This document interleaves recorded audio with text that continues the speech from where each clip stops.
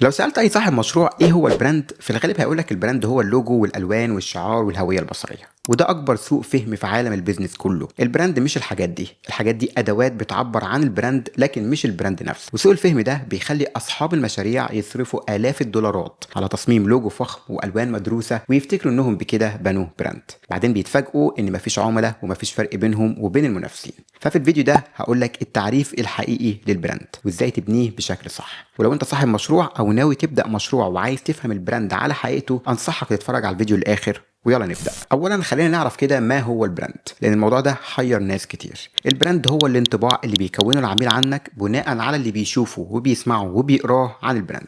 هو الاحساس اللي بيجيله لما يسمع اسمك، التوقعات اللي عنده قبل ما يشتري، والثقة اللي بيحس بيها وهو بيدفع، والذكريات اللي بتفضل معاه بعد ما بيستخدم المنتج. البراند بيبرر ليه العميل اختارك انت بالذات من بين عشرات البدائل التانية. هو الاحساس الداخلي عند العميل اللي بيخليه مستعد يدفع اكتر في المنتج بتاعك ويستنى في طوابير عشان يشتريه. لو بصيت على كوكاكولا مثلا، البراند مش اللوجو ولا الفونت، البراند هو اللحظات اللي كوكاكولا بنتها مع الوقت لدرجة انها بقت جزء من ثقافة مجتمعنا. اول ما بتشوف او تسمع اسم كوكاكولا بتفتكر مواقف كتير، بتفتكر ملمس الازازة، بتفتكر صوت الصودا في كوباية تلج مثلا، بتفتكر صوت فتحة الغطا، بتفتكر وجودها في بطولات الكورة في رمضان، بتفتكر الطعم الثابت اللي ما اتغيرش من سنين، وبتفتكر وجودها على السفرة مع الاكل. هو ده البراند. حاجه كمان مهمه لازم تفهمها، ان البراند مش ملكك انت، البراند ملك العملاء. انت ممكن تقول انك الافضل او الاسرع او الاجود، لكن البراند الحقيقي هو اللي العميل بيحس بيه لما يتعامل معاك. ممكن تصرف الملايين على حملات اعلانيه تقول انك براند فاخر، لكن لو التغليف رخيص، لو خدمه العملاء سيئه، لو التجربه بطيئه او عشوائيه، العميل مش هيصدقك، لان مفيش اكشنز بتوحي بالكلام ده. البراند بيتبني من التفاصيل الصغيره، طريقة كلامك في المحتوى، شكل إعلاناتك، المواضيع اللي بتتكلم عنها واللي بتشارك فيها، طريقة رد موظفينك على التليفون ولا حتى على السوشيال ميديا، ولا شكل البياعين وأسلوبهم. كل ده بيساهم في الانطباع النهائي. لو التفاصيل دي واحدة ومترابطة، البراند بيقوى.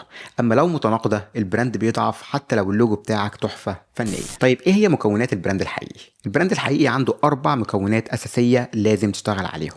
أول مكون هو الهوية، ودي مش بس الهوية البصرية، ولكن دي شخصية البراند بالكامل، الصفات اللي بتميزه.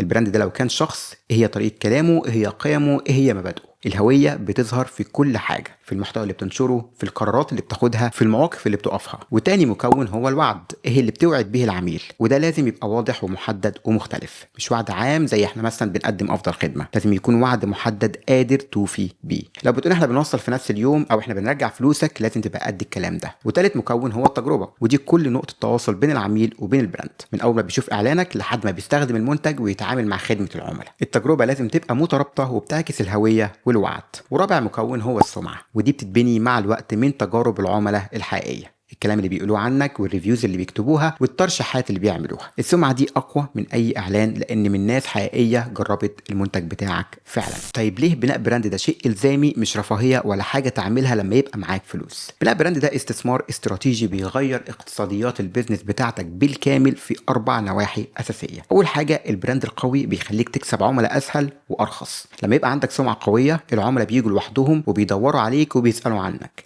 مش أنت اللي بتجري وراهم.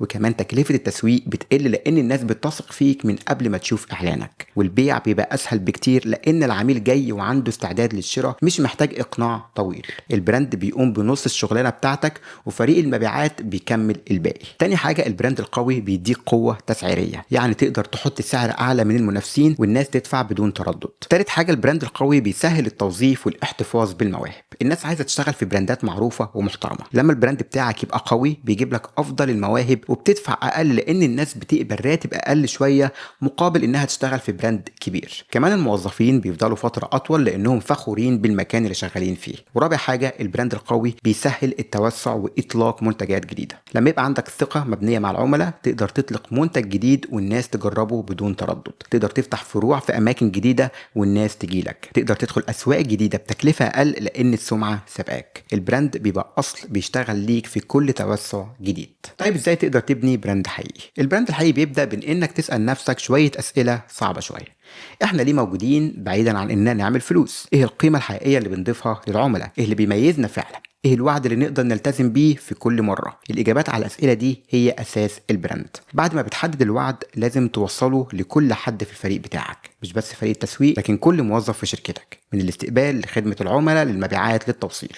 كل واحد لازم يفهم الوعد ده ويعرف دوره في تنفيذه، لأن البراند بيتبني من التفاعلات اليومية مع العملاء. بعدين لازم تبتدي تصمم كل نقطة تواصل بحيث إنها تعكس الوعد ده: الويب سايت، السوشيال ميديا، المحل، التغليف، الفاتورة، طريقة الرد على الشكاوي. كل حاجة لازم تبقى مترابطة. والأهم بناء السمعة من خلال نتائج حقيقية. السمعة بتتبني على مدار سنين من الالتزام المستمر. كل عميل راضي هو حجر في السمعة اللي بتبنيها عن البراند، وكل تجربة ناجحة هي إضافة للسمعة دي. ومع الوقت البراند بيقوى ويبقى أصل من أصول الشركة، أهم من أي منتج أو خدمة. فالخلاصة، لو فهمت البراند على حقيقته واشتغلت على بنائه بشكل صحيح هيبقى عندك ميزة تنافسية محدش هيقدر ياخدها منك. ولو حاسس ان البراند بتاعك ناقصه حاجات من اللي قلتها، او شايف ان الناس لسه بتقارن بينك وبين منافسينك على اساس السعر، فهسيب لك ايميلي في الوصف، اتواصل معايا ونتكلم ونتعاون. ويا ريت لو استفدت من الفيديو ما تنساش تدعم القناه، واشوفكم في فيديو جديد، والسلام عليكم.